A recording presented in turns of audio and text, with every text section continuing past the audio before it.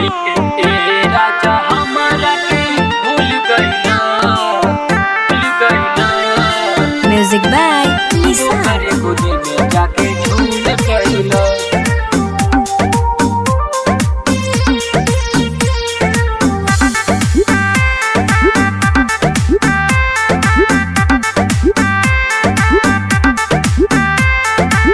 कौने का सुरवा के देत बारा साजा, हमरा से दूरी दूरी रहता रो राजा।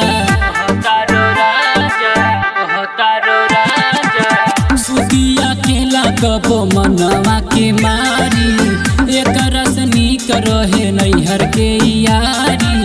बाके सब तिनिया के फूल गइला। ए राजा हमरा के भूल गइला, ओकरे गोदी में जाके झूल गइला।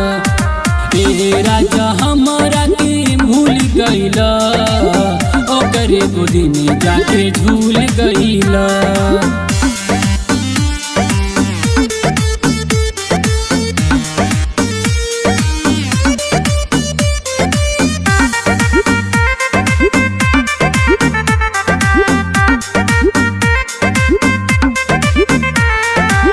सोरहो सिंगार हमार पड़ी चल फीका, ठीक नइखे ऐसे तड़े पावे के तरीका। रौरे बारे में सब जानी ले, बोली त बात नहीं मानी ले। हमरो लगुलरी के फूल भइला। ए राजा हम के तू भूल गइला, ओकरे गोदी में जाके झूल गइला। ए राजा हम के तू भूल गइला, ओकरे गोदी में जाके झूल गइला।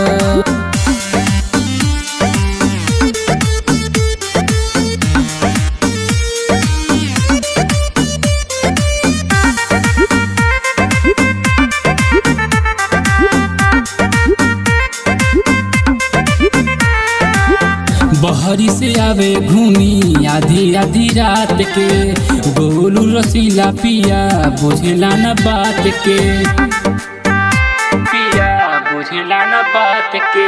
ससुरों में सरदा नाही पूरल हो, सेजिया पे गर्दा नाही उड़ल हो। बतिया न हमारा कबूल कैला। ए राजा हम के तू भूल गइला, ओकरे गोदी में जाके झूल गइला। ए राजा हम के तू भूल गइला, ओकरे गोदी में जाके झूल गइला।